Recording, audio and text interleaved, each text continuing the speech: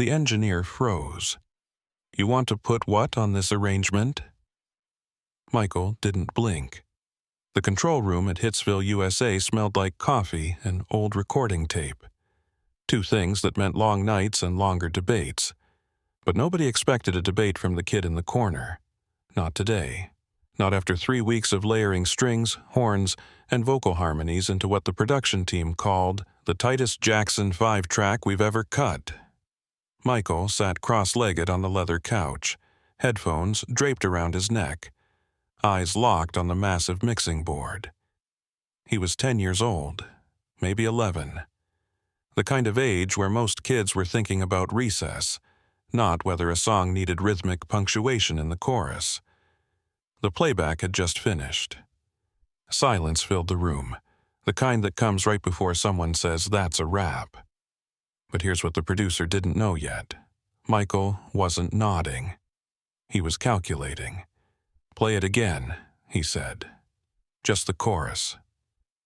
The engineer glanced at the producer, a seasoned Motown veteran who'd worked with the Supremes, the Temptations, every act that mattered. The producer gave a half shrug. "Fine. Humor the kid."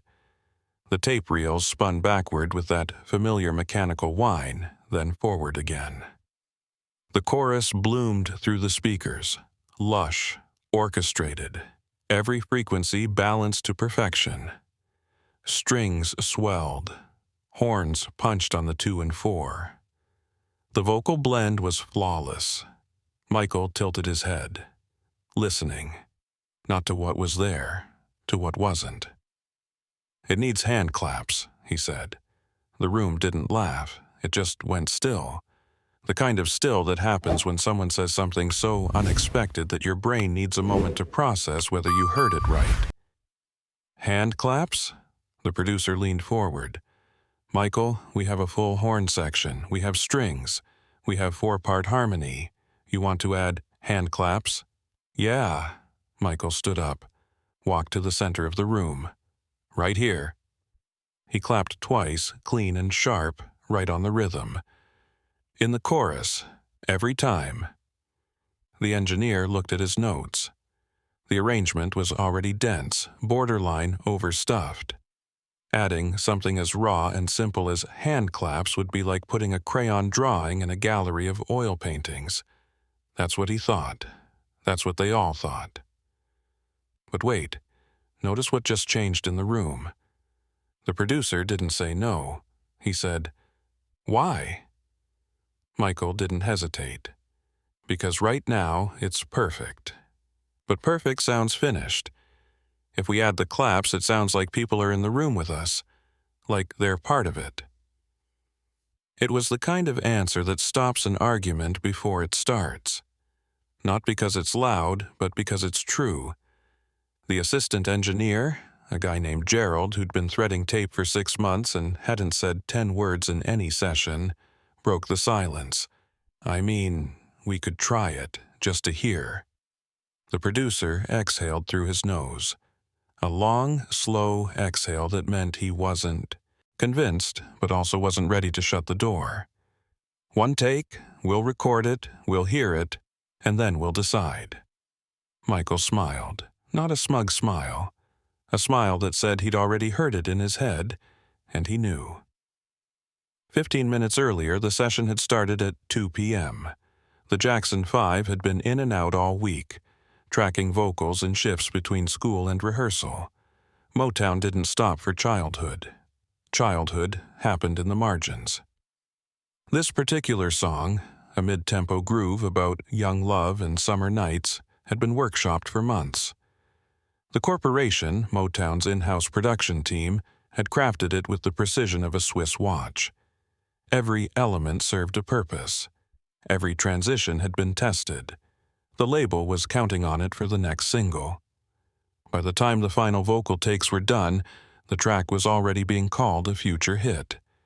The string arranger had flown in from New York. The horn players were some of the best session musicians in Los Angeles. The budget had crept past what Motown usually spent on a Jackson 5 song, but the executives didn't mind. This was the sound that sold records. Michael had sat quietly through most of the session listening. His brothers had gone home. He'd asked to stay. "I just want to hear the final mix," he told his father. Joe Jackson had shrugged and left. The kid was obsessed. Let him obsess. Now, in this moment, with the producer staring at him and the tape machine waiting, Michael wasn't obsessing. He was teaching. Back in the control room, Gerald set up a studio microphone in the center of the live room, about chest height. "You want it tight or roomy?" he asked. "Tight," the producer said. "If we're doing this, it needs to be clean." Michael stepped up to the mic. No headphones, no sheet music, just his hands and the rhythm in his head. "Give me a count-in," he said. The producer hit playback. The track rolled, strings, bass, drums, everything locked in. Then the chorus hit, and Michael clapped. 2 sharp cracks right on the beat, perfectly in time. No hesitation, no adjustment. He'd already internalized the tempo. 1 second, don't skip this part. The first take was flawless, but Michael shook his head. "Again, I need to feel it more." They rolled it back. He clapped again. This time, looser. A little more air in the sound, less mechanical, more human. "That one," he said. Gerald stopped the tape, rewound, and added it to the track. The producer sat back in his chair, arms crossed, ready to prove a point. The playback started. Verse 1, smooth, untouched. Pre-chorus, building. Then the chorus hit and the hand claps came in, 2 quick pops, riding just under the horns, sitting right in the pocket with the drums. The room changed. It wasn't a dramatic change. It wasn't like the song suddenly became a different song. But something shifted. The track, which had sounded polished and professional and a little distant, now felt immediate, present, like someone had opened a window and let the outside in. The assistant engineer leaned forward. "Wait, play that again." They did, same result. The claps didn't fight the arrangement. They didn't clutter the mix. They added a pulse, a heartbeat, something visceral that the horns and strings couldn't provide no matter how well they were played. The producer didn't say anything for a long moment. Then he leaned forward to the intercom. "Gerald, can you bring those claps up just a touch?" Michael was already smiling. 3 hours later, the final mix was done. The hand claps stayed. Not just stayed, they became a signature element of the track. When the song was released 8 weeks later, radio DJs noticed. Listeners noticed. The claps were the thing people remembered, the thing that made them move, the thing that separated this Jackson 5 song from every other Jackson 5 song that year. In interviews years later, the producer would tell the story with a laugh. "I thought the kid was crazy, I really did. But he heard something we didn't, and he wasn't afraid to fight for it." What you're about to hear decided everything. Michael didn't fight, though. That's the part people get wrong. He didn't argue or insist or throw a fit. He just knew. And he trusted that if he could get them to hear what he heard, they'd understand. That's the difference between talent and genius. Talent hears the song as it is. Genius hears the song as it could be. 2 decades later, in a Motown retrospective documentary, the producer admitted something. "We'd built this massive arrangement because we thought bigger was better. More strings, more horns, more everything. And then this 10-year-old comes in and says, 'What if we just add something simple?' It was humbling. It was a lesson." The lesson wasn't about hand claps. It was about listening. About trusting instinct over convention. About knowing that sometimes the thing a song needs most isn't another layer of complexity. It's a single human element that reminds you why you're listening in the first place. Look at what happened next. The hand clap moment became a reference point inside Motown. Producers started asking, Does this need a Michael touch?